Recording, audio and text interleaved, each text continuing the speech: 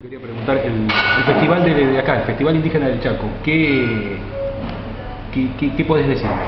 Bueno, yo puedo decir que para mí siempre es grato tener la oportunidad, porque son espacios de reencuentro, ¿no? De reencuentro con gente y con iniciativa y con